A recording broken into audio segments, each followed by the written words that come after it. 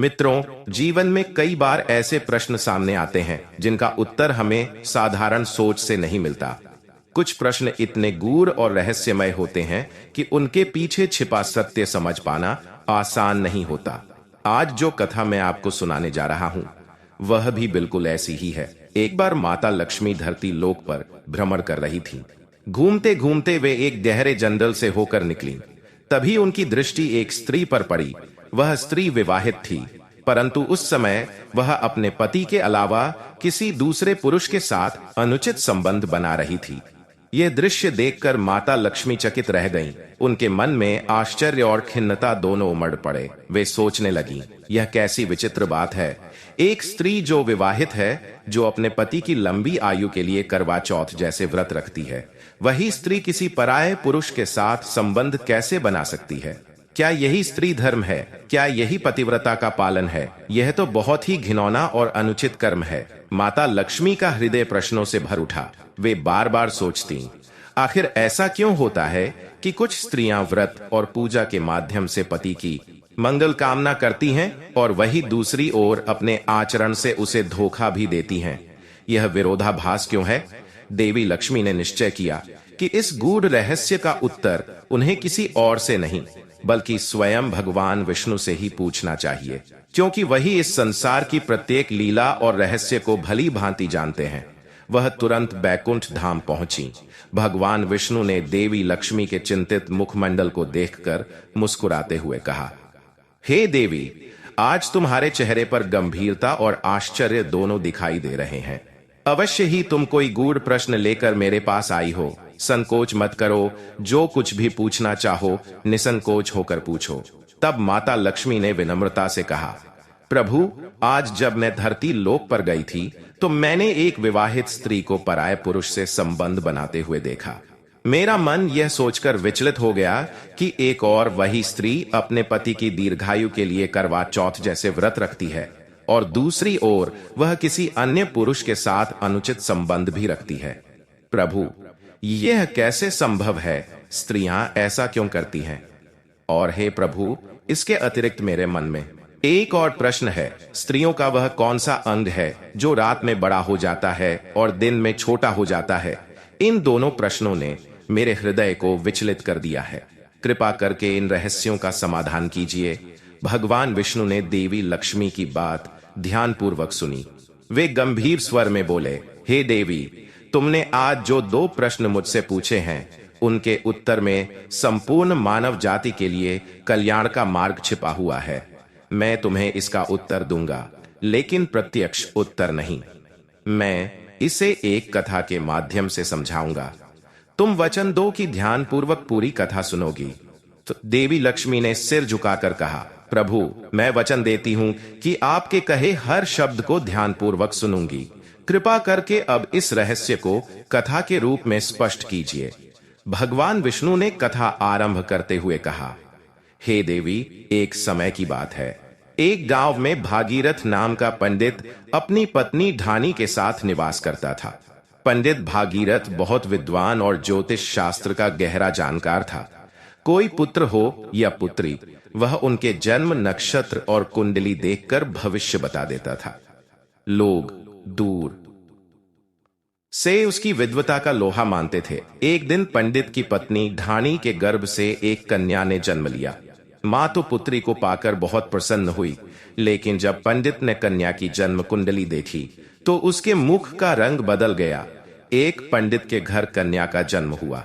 पुत्री पाकर पंडिताइन का हृदय आनंद से भर गया, लेकिन पंडित के मन में एक गहरी चिंता छिपी हुई थी। कारण यह था कि जब कन्या का जन्म हुआ था तभी उसकी जन्म कुंडली देखकर पंडित जी को पता चल गया था कि इस बालिका के भाग्य में एक भयावह घटना लिखी है। समय बीतता गया, कन्या का नामकरण हुआ और उसका नाम रखा गया देवयानी। वह अत्यंत रूपवती और तेजस्विनी निकली। धीरे धीरे जब वह युवावस्था की ओर बढ़ी और विवाह योग्य हो गई, तब उसकी मां ने अपने पति से कहा, अब हमारी बेटी बड़ी हो गई है, हमें इसका विवाह कर देना चाहिए। लेकिन हर बार पंडित जी इस बात को टाल देते। पत्नी बार बार आग्रह करती, परंतु पंडित जी किसी न किसी बहाने से विषय बदल देते। कारण केवल वही एक था, देवयानी की कुंडली, उसमें साफ लिखा था कि उसका पति विवाह के 2-3 वर्ष के भीतर मृत्यु को प्राप्त हो जाएगा और देवयानी विधवा हो जाएगी। कोई भी पिता यह स्वीकार नहीं कर सकता कि उसकी बेटी की शादी हो और कुछ ही वर्षों बाद वह विधवा हो जाए। इसलिए पंडित जी मन ही मन यह ठान चुके थे कि वे अपनी पुत्री का विवाह ही नहीं करेंगे। लेकिन समय रुकता नहीं। गांव के लोग बातें बनाने लगे। धीरे धीरे देवयानी के विवाह योग्य होने की चर्चा चारों ओर फैल गई। लोग पंडित की आलोचना करने लगे कि वह अपनी बेटी की शादी क्यों नहीं करता। गांव की औरतें एक दिन पंडिताइन के पास भी पहुंच गईं और कहने लगीं, बहन, तुम्हारी बेटी अब बड़ी हो चुकी है। जवान बेटी को अधिक समय तक घर पर रखना उचित नहीं है। उसके हाथ पीले कर दो। पंडिताइन ने बेबसी से जवाब दिया, मैं अपने पति से कई बार कह चुकी हूं, पर वे मेरी बात सुनते ही नहीं। पर वे औरतों ने समझाया, तुम फिर कहो, बार बार कहो, जवान बेटी को घर पर रखना ठीक नहीं। उनकी बातें सुनकर पंडिताइन का मन क्रोध से भर गया। वह घर आकर खिन्न होकर बैठ गई। शाम को पंडित जी लौटे तो देखा कि पत्नी का चेहरा गुस्से से लाल है। उन्होंने पूछा, भाग्यवान, क्या बात है? आज तुम्हारे चेहरे पर इतना क्रोध क्यों है? किसने तुम्हें कुछ कह दिया? तब पंडिताइन ने फटकारते हुए कहा, आपको तो कोई शर्म ही नहीं। आज गांव की औरतों ने मुझे ताने मार मार कर बुरा हाल कर दिया। सब कहते हैं कि जवान बेटी को घर पर रखना पाप है, लेकिन आपको तो परवाह ही नहीं। आप दूसरों को उपदेश देते फिरते हैं, पर अपनी बेटी का ही धर्म नहीं निभा रहे। पंडित जी बार बार बात को टालने लगे, परंतु पंडिताइन ने दृढ़ स्वर में कह दिया, आज मैं तुम्हारी कोई बात नहीं मानूंगी। या तो बेटी का विवाह करो या फिर अपने ही हाथों से इसका गला घोंट दो। अब यह घर पर नहीं रह सकती। अंततः पंडित जी एगा करनी पड़ी। उन्होंने कहा, ठीक है, तुम इतनी जिद कर रही हो तो मैं देवयानी का विवाह कर दूंगा। इसके बाद पंडित जी ने एक दूसरे गांव में योग्य वर खोजा और देवयानी का विवाह वहां कर दिया। कुछ वर्षों तक देवयानी अपने पति के साथ सुखी जीवन व्यतीत करने लगी, लेकिन जैसे उसकी जन्म कुंडली में लिखा था वैसा ही हुआ। विवाह के तीसरे वर्ष उसके पति का निधन हो गया। देवयानी की सारी खुशियां पल भर में बिखर गईं और वह विधवा हो गई। दुखी मन से पंडित जी अपनी पुत्री को वापस घर ले आए। पंडित जी की बेटी देवयानी के जीवन में दुखों का सिलसिला मानो थम ही नहीं रहा था। पहले पति की मृत्यु हुई तो पंडित जी ने दूसरा वर खोजकर उसका विवाह कर दिया, लेकिन कुछ ही वर्षों में उसका दूसरा पति भी चल बसा। यह देखकर पंडित जी और उनकी पत्नी के हृदय पर गहरा आघात पहुंचा। फिर भी बेटी का भविष्य सोचकर उन्होंने तीसरी बार विवाह की तैयारी की। जब तीसरे पति से देवयानी की शादी हुई और विदाई का समय आया तो पंडित जी ने अपनी बेटी से भावुक होकर कहा, बेटी, अब तुम अपने ससुराल जा रही हो। चाहे सुख मिले या दुख, अब वही तुम्हारा घर है। याद रखना, आज के बाद तुम अपने मायके मत आना। समझ लेना कि तुम्हारे माता पिता इस संसार में ही नहीं हैं। हर परिस्थिति का सामना स्वयं करना। बेटी यह सुनकर चुप रही, लेकिन माँ यानी पंडिताइन ने यह वचन सुनते ही अपने पति से प्रश्न किया, आपने ऐसा क्यों कहा? वह भी आपकी बेटी है। आप उसे कैसे कह सकते हैं कि अब माता पिता इस दुनिया में नहीं रहे? यह तो उसका मायका है, वह यहाँ क्यों नहीं आ सकती? पंडित जी बहुत देर तक मौन रहे। वे अपनी पत्नी को बेटी की जन्म कुंडली का राज बताना नहीं चाहते थे, परंतु पत्नी के बार बार पूछने पर उन्होंने कहा, जब हमारी बेटी का जन्म हुआ था मैंने उसकी कुंडली देखी थी। उसमें साफ लिखा था कि जिसके भी साथ उसका विवाह होगा उसका जीवन 2 वर्ष से अधिक नहीं टिकेगा। यही कारण है कि पहले 2 पति भी दुनिया से चले गए। अब हम उम्रदराज हो चुके हैं। बेटी को कब तक अपने पास बैठाए रखेंगे? कल अगर हम ना रहे तो उसका क्या होगा? इसीलिए मैं चाहता हूं कि वह ससुराल में ही रहकर भगवान की कृपा से संतान पाकर अपने जीवन को किसी तरह गुजार ले। पति की बात सुनकर पंडिताइन को अपनी गलती का एहसास हुआ। उसे लगा कि व्यर्थ ही मैंने अपने पति को बुरा भला कहा, जबकि उन्होंने तो केवल बेटी का भला ही सोचा था। इधर समय बीतता गया। तीसरे विवाह को 3 साल हो चुके थे और इन 3 वर्षों में देवयानी के 2 पुत्र हुए, बड़ा बेटा वेद और छोटा बेटा यश। परंतु किस्मत फिर बेरहम निकली। अचानक उसके पिता यानी पंडित जी का देहांत हो गया और कुछ ही समय बाद उसका तीसरा पति भी चल बसा। इस बार देवयानी पूरी तरह टूट चुकी थी। अब वह विधवा होकर अपने दोनों बेटों के सहारे जीवन बिताने लगी। पिता ने उसे मायके आने से मना किया था, इसलिए वह अपने बच्चों के साथ अपने ही घर में रहकर उनका पालन पोषण करने लगी। धीरे धीरे दोनों बेटे बड़े हो गए। बड़ा बेटा वेद मेहनती और बुद्धिमान निकला। उसने व्यापार करना शुरू कर दिया। वह गांव से अनाज खरीदकर शहर ले जाता और वहां बेचता। धीरे धीरे उसकी शहर में एक बड़ी राशन की दुकान भी हो गई। वेद का एक सच्चा मित्र भी था जिसका नाम श्याम था। श्याम पड़ोस के गांव का रहने वाला था और वेद के बहुत करीब था। उधर छोटा बेटा यश अभी पढ़ाई कर रहा था। वेद ने सोचा कि भाई की पढ़ाई में कोई रुकावट ना आए, इसलिए उसने घर की सारी जिम्मेदारी अपने ऊपर ले ली। जब वेद अपने पैरों पर पूरी तरह खड़ा हो गया, तब उसकी मां ने उसका विवाह पास के गांव की एक सुंदर और संस्कारी लड़की माया से कर दिया। माया बहुत ही शर्मीली थी, लेकिन उतनी ही रूपवती और गुणों से भरपूर भी थी। पत्नी के सारे गुण उसमें मौजूद थे। संयोग ऐसा था कि माया का गांव वही था जहां वेद का मित्र श्याम भी रहता था। शादी के बाद कुछ दिन तो वेद पत्नी के साथ रहा, लेकिन व्यापार के सिलसिले में उसे शहर जाना पड़ा। उसने सोचा कि उसकी मां अब बूढ़ी हो चुकी है और छोटा भाई पढ़ाई में व्यस्त है, इसलिए उसने अपनी पत्नी माया को गांव में ही मां की सेवा और घर की देखभाल के लिए छोड़ दिया। जब भी माया को किसी चीज की जरूरत होती, वेद श्याम से कहकर वह सामान माया तक पहुंचा देता।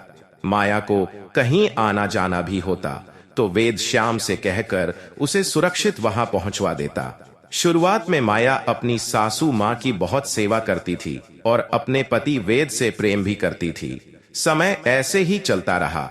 फिर एक दिन भगवान विष्णु माता लक्ष्मी को कहानी सुनाते हुए कहते हैं, हे देवी, अचानक एक दिन श्याम वेद के घर आया। उस समय माया घर में कोई काम कर रही थी। श्याम बाहर से आवाज लगाकर बोला, अरे भाभी, कहाँ हो? बाहर आओ, आपके पिताजी की तबीयत बहुत खराब है। उन्होंने मुझे आपके पास भेजा है। वे आपसे मिलना चाहते हैं। माया यह सुनकर दौड़ती हुई श्याम के पास गई। तभी उसकी सास भी वहां आ पहुंची। शाम को जब सास ने श्याम से पूछा कि वह घर क्यों आया, श्याम ने कहा, मां, माया भाभी के पिता की तबीयत बहुत खराब है। उन्होंने मुझे जल्दी उन्हें लाने के लिए भेजा है। माया की सास ने माया से कहा, चलो जल्दी जाओ और अपने पिता की देखभाल करो। तभी माया श्याम के साथ घोड़ा गाड़ी में बैठकर अपने गांव की ओर चल पड़ी। घर पहुंचकर उसने अपने पिता का ध्यान रखा। धीरे धीरे उसके पिता का स्वास्थ्य बेहतर होने लगा। माया का पति शहर में व्यापार में व्यस्त था, इसलिए माया पूरी तरह से अपने पिता की देखभाल में लगी रही। श्याम भी रोजाना माया के घर आता और पिता का हाल जानता। माया ने देखा कि श्याम में अच्छाई है और उसका मन धीरे धीरे श्याम की ओर आकर्षित होने लगा। लेकिन माया को यह नहीं पता था कि श्याम का स्वभाव कितना अलग है। श्याम का जीवन असल में अय्याश और आलसी था। वह जुआ खेलता, स्त्रियों के पीछे भागता और अपनी वासना पूरी करने के लिए वेश्यों के पास भी जाता था। माया को यह बात मालूम नहीं थी कि श्याम की नजर अब उसके ऊपर टिक चुकी है। धीरे धीरे माया भी श्याम से प्रेम करने लगी। जब उसके पिता पूरी तरह स्वस्थ हो गए, तब भी माया श्याम के साथ समय बिताने लगी। श्याम रोज माया के घर आता और दोनों साथ घूमने जाने लगे। एक दिन घूमते हुए माया ने श्याम से कहा, श्याम, अगर तुम मेरी बात का बुरा ना मानो तो मैं तुमसे एक बात कहना चाहती हूँ। श्याम ने मुस्कुराते हुए कहा, भाभी जी, कहो, मैं आपकी बात का कभी बुरा नहीं मानूंगा। आज तक नहीं माना तो फिर क्यों मानूंगा? और उसने अपने आप को बिल्कुल मासूम और भरोसेमंद दिखाया। माया ने श्याम से प्रेम का इजहार किया। श्याम, सच बात यह है कि मैं तुमसे बहुत प्रेम करती हूँ। इतना प्रेम करती हूँ जितना किसी और से नहीं करती। श्याम ने माया के प्रेम शब्द सुनते ही अपने मन में खुशी के जश्न का अनुभव किया। उसने सोचा, अब मेरी मुराद पूरी हो गई। वह पहले जो अय्याशी करता और पैसे खर्च करता, अब यह सब बंद हो जाएगा। धीरे धीरे दोनों का रिश्ता और भी गहरा होता गया। माया श्याम के प्रेम में पूरी तरह फंस गई। दोनों के बीच अब भोग विलास भी शुरू हो गया। कुछ ही दिनों बाद माया के ससुराल से उसका बुलावा आया। माया ने फिर एक दिन श्याम को अपनी झोपड़ी पर बुलाया। उसने श्याम से कहा, मेरे प्यारे श्याम, मेरे ससुराल से बुलावा आया है। अब शायद मैं तुमसे मिलने ना आ सकूं। इसलिए जब भी मुझे तुम्हारी याद आएगी मैं तुम्हें पत्र लिखूंगी और तुम मेरे पास आने के लिए मेरे ससुराल आ जाना। श्याम, जो वासना का आदी था, माया की बात मान गया। माया ने श्याम से इतना कहकर घर लौट गई। माया के पिता ने भी उसे उसके ससुराल छोड़ने का विचार किया। माया का कोई भाई या बहन नहीं था, इसलिए पिता को कोई उचित व्यक्ति नहीं मिला। इसलिए उन्होंने श्याम को माया को छोड़ने के लिए श्याम के पास जाने का निश्चय किया। जब माया के पिता श्याम के घर पहुंचे तो उन्होंने कहा, बेटा श्याम, मेरी पुत्री माया को उसके ससुराल छोड़ दो, वहां से बुलावा आया है।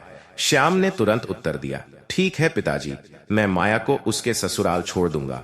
फिर श्याम ने माया को घोड़ा गाड़ी पर बिठाया और जंगल के कच्चे रास्ते से होते हुए उसे उसके ससुराल तक पहुंचाया। शाम होते होते माया को ससुराल छोड़कर वह अपने घर लौट आया। 2-3 दिन बीतते ही माया को श्याम की याद सताने लगी। उसका पति वेद शहर में व्यापार में व्यस्त रहता था और मुश्किल से 5-6 महीने में घर आता, तब भी केवल 5-6 दिन रहने के बाद फिर चला जाता। माया को अब श्याम से मिलने की इच्छा इतनी प्रबल हो गई कि उसने अपने दिल की बात खत में लिख दी। माया ने खत में लिखा, हे प्यारे श्याम, मुझे तुम्हारी बहुत याद आ रही है। मुझे लगता है कि मैं अब तुम्हारे बिना नहीं रह सकती, इसलिए आज तुम मेरे घर आ जाओ। श्याम को खत मिलते ही वह उत्साहित हो गया और तुरंत माया से मिलने चला गया। माया भी अपने काम से बाहर आ गई। रास्ते में दोनों मिल गए और साथ घूमने चल पड़े। लेकिन माया की सास को यह पसंद नहीं आया कि उसकी बहू ससुराल में किसी पराये पुरुष के साथ घूम रही थी। पहले तो वह इसे रोकती रही, फिर ऐसा हुआ कि श्याम और माया 5-6 बार मिल चुके थे। एक दिन माया की सास ने कड़ा आदेश दिया, माया, ऐसा नहीं चलेगा। जब तक मेरा पुत्र घर नहीं आता तुम किसी को भी घर पर नहीं बुला सकती, चाहे वह तुम्हारे मायके से आए या कोई और। माया को सास की यह बात सुनकर बहुत क्रोध आया, लेकिन उसने कुछ कहा नहीं। अगले दिन माया ने श्याम को खत लिखा, श्याम, अब तुम मुझसे मिलने थोड़े दिनों के लिए रुक जाओ। मेरी सास घर पर है और मुझे सावधान रहना होगा। जब वह घर पर नहीं होगी तब मैं तुम्हें बुलाऊंगी। लेकिन श्याम अपनी वासना को रोक नहीं पा रहा था। इसी बीच माया 5 दिनों के लिए तीर्थ स्थल चली गई। जैसे ही उसे थोड़ी छूट मिली वह फौरन श्याम को बुलाती और घर में उसके साथ संबंध स्थापित करती। जब उसके देवर की स्कूल से छुट्टी होती तो वह उसे आने से पहले ही घर से बाहर निकाल देती। एक दिन माया ने शाम को श्याम को घर बुला रखा था। तभी अचानक उसका देवर वहां आ गया। उसने देखा कि भाभी माया रसोई में बैठी हुई खाना परोस रही थी। यश अपने भाभी माया और श्याम की नजदीकियों को देखकर बहुत दुखी हुआ। वह जानता था कि श्याम कैसा लड़का है। जुआ खेलना, बुरे काम करना और अय्याशी में डूबे रहना ही उसका स्वभाव था। एक दिन उसने भाभी माया से कहा, भाभी, आप किसी भी ऐरे गैरे को इस तरह घर पर नहीं बुला सकती। शायद आपको इसके चरित्र के बारे में जानकारी नहीं है। आप तो इसके साथ घूमती हैं और इसे बड़े प्रेम से बात करती हैं। ये सब गलत है। अगर आपने इसका साथ नहीं छोड़ा तो मैं ये बात भैया को बता दूंगा। मित्रों, भगवान विष्णु माता लक्ष्मी से कहते हैं, हे देवी, जब श्याम ने यश की ऐसी बातें सुनी तो वह गुस्से से तिलमिला उठा और वहीं से चला गया। माया को अपने देवर यश की बात बिल्कुल पसंद नहीं आई। वह तुरंत भागकर बाहर गई और श्याम से बोली, मैं यश को सबक जरूर सिखाऊंगी। श्याम ने कहा, ठीक है माया, अगर तुम ऐसा करोगी तो ठीक है, वरना मैं अब यहाँ कभी नहीं आऊंगा। इतना कहकर श्याम वहां से चला गया। उधर माया घर में लौट आई और मन ही मन सोचने लगी, अगर यश घर पर रहेगा तो वह हमेशा मेरे और श्याम के बीच रुकावट बनेगा। क्यों न इसे हमेशा के लिए रास्ते से हटा दूं। अगर यह जहर खा ले तो काम आसान हो जाएगा। दूसरे ही दिन माया ने योजना बनाई। जब वह रसोई में खाना बना रही थी तो उसने एक कटोरी में खाना अलग निकाल लिया और उसमें जहर मिला दिया। फिर वही खाना अपने देवर यश को परोस दिया। यश ने खाना खाया और थोड़ी ही देर में उसकी मौत हो गई। किसी को भी समझ नहीं आया कि यश की मृत्यु कैसे हुई। माँ अपने छोटे बेटे यश की मौत से फूट फूट कर रोने लगी, लेकिन माया के चेहरे पर एक अजीब सी खुशी थी। वह मन ही मन प्रसन्न थी कि अब उसके और श्याम के बीच से यह कांटा हमेशा के लिए निकल गया। कुछ ही दिनों बाद यह खबर शहर में वेद तक पहुंची। वह तुरंत अपना व्यापार छोड़कर गांव लौटा। गांव पहुंचकर जब उसने अपने छोटे भाई यश को मृत अवस्था में देखा तो उसका दिल दहल गया। उसे याद आया कि वह तो अपने भाई की पढ़ाई और भलाई के लिए ही घर से दूर रह रहा था। इसी वजह से उसने अपनी पत्नी माया को घर पर छोड़ा था ताकि वह भाई का ध्यान रखे और मां की सेवा करे। लेकिन आज उसका भाई इस दुनिया में नहीं रहा। वेद कुछ दिनों तक घर पर रुका और फिर भारी मन से पत्नी माया को वहीं छोड़कर पुनः शहर लौट गया। उधर माया ने फिर वही पुरानी प्रक्रिया शुरू कर दी, श्याम से छुप छुप कर मिलना। धीरे धीरे माया की हरकतें उसकी सास की नजरों में आने लगीं। एक दिन सास ने साफ कह दिया, देखो माया, हमारे घर में यह सब नहीं चलेगा। अगर दोबारा ऐसा कुछ हुआ तो मैं तुम्हारी शिकायत वेद से कर दूंगी। माया यह सुनकर आग गोला हो गई और जोर से बोली, जिसको जो करना है कर लो। मेरा कोई बाल भी बांका नहीं कर सकता। मैं किसी से नहीं डरती। मैं श्याम से बहुत प्यार करती हूँ। सास यह सुनकर हैरान रह गई और बोली, क्या बकवास कर रही हो? तुम अपने पति को धोखा दे रही हो एक पराये पुरुष के लिए। मुझे तो लगता है कि मेरे बेटे यश को भी तुमने ही मारा है। अगर तुम यह कह सकती हो तो मेरे बेटे की जान भी ले सकती हो। यह सुनकर माया गुस्से से चिल्लाई, हाँ, मैंने ही मारा उस भोलू को, और अगर तू मेरे श्याम के बीच दीवार बनी तो तुझे भी मैं मार डालूंगी। मित्रों, भगवान विष्णु माता लक्ष्मी से कहते हैं, हे देवी, कुछ ही दिनों बाद वेद को खबर मिली कि उसकी मां की मृत्यु हो गई है। वह सब कुछ छोड़कर गांव पहुंचा। जब वेद ने अपनी मां का शव देखा तो उसकी आत्मा रो पड़ी। वह तुरंत माया से पूछने लगा, ये सब कैसे हुआ? लेकिन माया चुप रही। अब वेद के मन में शंका घर कर गई थी। जब उसने बार बार पूछा तो आखिरकार माया ने सच कबूल कर लिया, हाँ, मैं श्याम नाम के लड़के से प्यार करती हूं। तुम्हारा भाई और तुम्हारी मां मेरे रास्ते का रोड़ा बन रहे थे, इसलिए मैंने ही उन्हें मार डाला। मित्रों, कहानी आगे बढ़ती है। माया ने अपनी सास और देवर को रास्ते से हटाने के लिए एक घिनौनी चाल चली। उसने धीरे धीरे उनके भोजन में जहर मिलाना शुरू किया और उन्हें एक एक करके मौत के घाट उतार दिया। माया अब पूरी तरह से श्याम के प्रेम में डूब चुकी थी। वह श्याम से इतना प्यार करने लगी थी कि उसके बिना खुद को अधूरा महसूस करती। जब उसका पति वेद घर लौटा और पत्नी के मुंह से यह सब सुना कि मैं श्याम से प्रेम करती हूं और उसी के साथ रहना चाहती हूं, तो वेद का दिल टूट गया। लेकिन उसने माया से कोई झगड़ा नहीं किया, बस शांत स्वर में इतना कहा, यदि तुझे श्याम से ही प्रेम है तो तू मेरे घर में क्यों रह रही है? तू तुरंत अपना सामान समेट और अपने प्रिय श्याम के पास चली जा। वही तेरे लिए उचित है और वही तेरी देखभाल करेगा। मित्रों, अब तो माया को खुली छूट मिल चुकी थी। श्याम भी वहीं आ पहुंचा। दोनों एक दूसरे के साथ रहने लगे। कुछ दिनों तक तो सब ठीक ठाक चला, लेकिन जल्द ही माया को यह सच्चाई मालूम हुई कि श्याम वह इंसान नहीं है जैसा उसने सोचा था। असल में श्याम एक नीच प्रवृत्ति का आदमी था। वह पराई स्त्रियों पर भी बुरी नजर डालता और गांव में बकरियां चराने का काम करता था। अब माया, जो कभी राजसी ठाट बाट वाली जिंदगी जी रही थी, वही माया श्याम के साथ बकरियां चराने लगी। धीरे धीरे उसे अपने कर्मों पर पछतावा होने लगा। वह अक्सर सिर पीट कर कहती, हाय राम, मैं कहां फंस गई। पहले मैं रानी की तरह जीती थी और आज वासना के चक्कर में आकर खुद अपने पैरों पर कुल्हाड़ी मार बैठी हूं। अब मेरा बुढ़ापा कैसे कटेगा? इधर वेद ने माया से नाता तोड़ दिया और एक दूसरी सद्गुणी स्त्री से विवाह कर लिया। वह नई पत्नी के साथ सुखी जीवन बिताने लगा। उधर माया का हाल बुरा था। उसका जीवन दुख, पछतावे और बेबसी में गुजरने लगा। वह बार बार अपने भाग्य को कोसती, अगर मैंने वेद को धोखा न दिया होता तो आज भी मैं रानी की तरह जीवन जी रही होती। मित्रों, भगवान विष्णु माता लक्ष्मी से कहते हैं, हे देवी, यही सोच सोचकर माया अपना माथा पीटती रही और अपने किए पर पछताती रही। यही स्त्री का स्वभाव है। स्त्री को आज तक कोई नहीं समझ पाया और न ही कभी समझ पाएगा। स्त्री एक ऐसा मायाजाल है जो समय आने पर बदल जाता है। अपनी हो या पराई, उस पर पूरा भरोसा कभी नहीं करना चाहिए। भगवान विष्णु आगे कहते हैं, हे देवी, मैं स्वयं भी स्त्री के मन का रहस्य नहीं जान सकता। हमने स्त्री को बनाया है, लेकिन उसके हृदय के भीतर क्या चल रहा है, यह जानना असंभव है। संसार में कोई भी ऐसा नहीं है जो स्त्री के मन की गहराई को समझ सके, चाहे वह कितनी भी भरोसेमंद क्यों न लगे, लेकिन कब धोखा दे दे यह कोई नहीं जान सकता। फिर भगवान विष्णु कहते हैं, आज तुम जो दृश्य देखकर आ रही हो वैसा ही दृश्य इस धरती पर असंख्य घरों में है।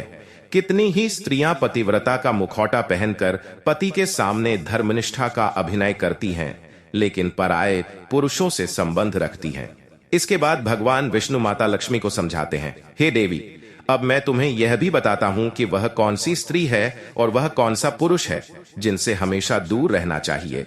भगवान विष्णु कहते हैं, वह स्त्री जो पराये पुरुषों से संबंध रखती है, अपने घर को छोड़कर दूसरों पर ध्यान देती है और पराये को अपना मान लेती है, ऐसी स्त्री से हर पुरुष को हमेशा बचकर रहना चाहिए, क्योंकि ऐसी स्त्री अंत में अपने ही जाल में फंसा देती है और उस जाल से निकलना अत्यंत कठिन हो जाता है।